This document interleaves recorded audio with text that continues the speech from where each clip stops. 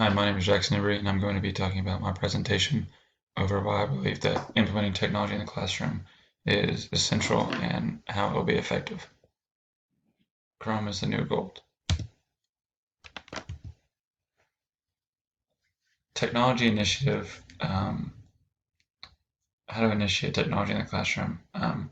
Students in the high school would benefit from the usage of technology in the classroom, and be able to learn digital learning tools in classrooms can increase student engagement. Student engagement is huge, especially nowadays with technology and the way cell phones are used. Well, if we were able to use technology with laptops instead of using traditional pencil and paper, students would benefit from that, benefit from using the technology instead of being distracted by their phones when using traditional homework in class. Um, it also helps teachers improve their lesson plans and facilitate personalized learning. It also helps students build essential 21st century skills and knowledge and applications on Chromebooks, such as Microsoft Word, Google Docs, Google Classroom, uh, slides, etc. The first SMART goal statement for the 2022 school year, 80% of my sophomore class will achieve at least a 19 subscore on the state administered ACT test in the English portion of the exam. To achieve that goal, using technology in class, using English portions of the exam into our lessons, proctoring those exams as well will engage those students to achieve higher subscores on their ACT test. SMART goal statement number 2, for the same school year, 70% of our English language learners, ELLs, will be able to communicate with their peers and read aloud without any issues in our English classes. If we're able to take those ELL students after school hours or during their lunch for 30 minutes, I believe that number will increase significantly.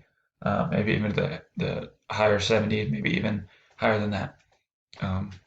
Ways to do that, Rosetta Stone is a big thing you can implement into your classroom using technology. iExcel is another one. Using iExcel, Study Island, stuff like that will engage those English language learners and be able to grow their vocabulary in English classes. The technology initiative will be funded by, could be by American Relief Plan Act, the ARP, or the HERF grant. This grant money does not have to be paid back, and it can be used to access the resources that we desperately need in order to enrich our education systems.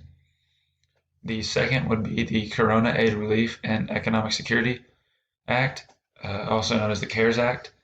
This is also a non-refundable grant that will help our funding in order to purchase the technology that we need in our schools.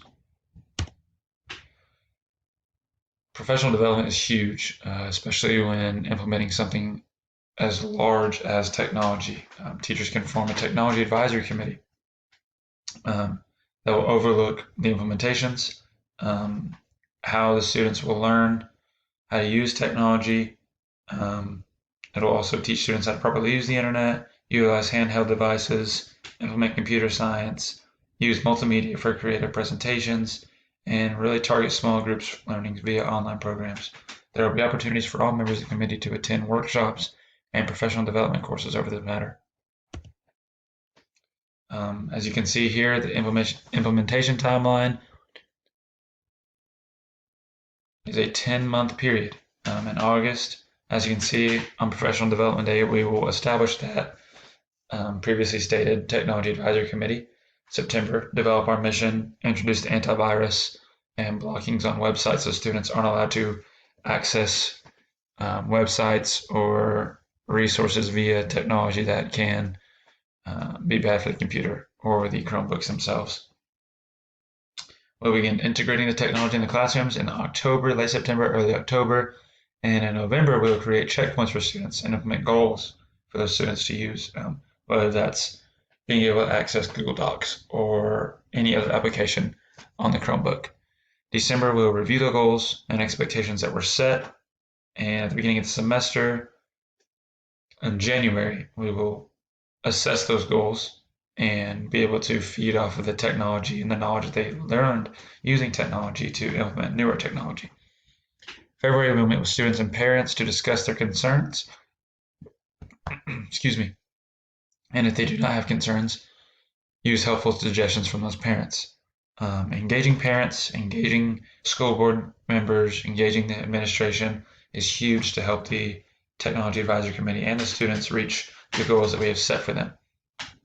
In March, we review the software, see how it's working, see how, if anything needs to be updated, Chromebooks, Chrome carts, things like that.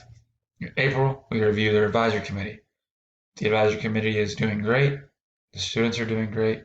We will keep the same advisory committee, and we will also review the test scores from the students. ACT scores will be coming out throughout the semester.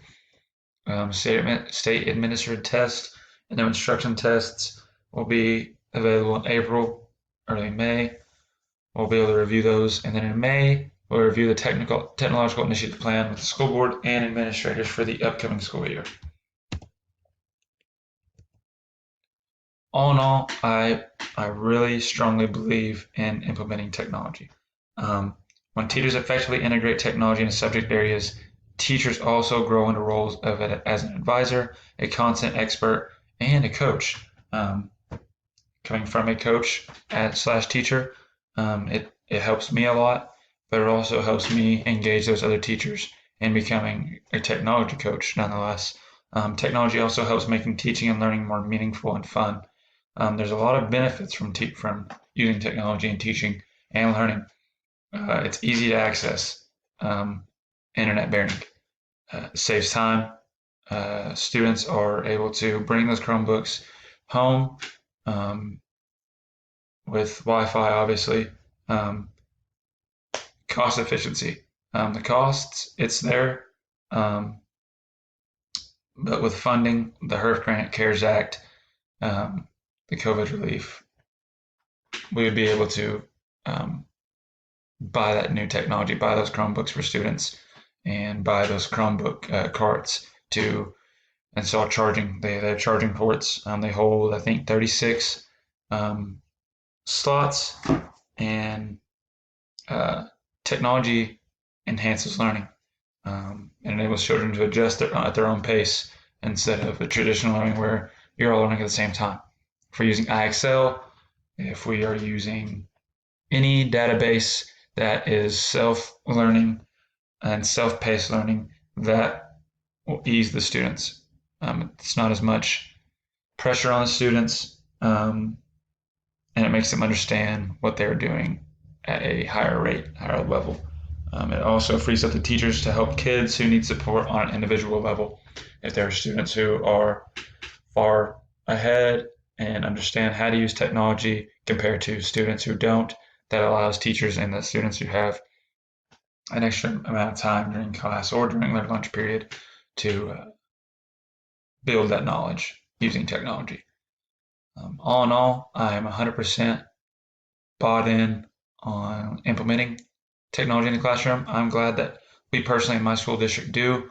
We are in desperate need of new Chromebooks. Most of mine are 5, 6 years old, whether they just need to be updated or new Chromebooks need to be bought. That's something that the Technology Advisory Committee at our school district is working on, and I plan on joining that Technology Advisory Committee in the next semester. I hope this was very informational and you learned some things about the Technology Advisory Committee and the technology being able to be implemented into the classroom. Thank you for your time.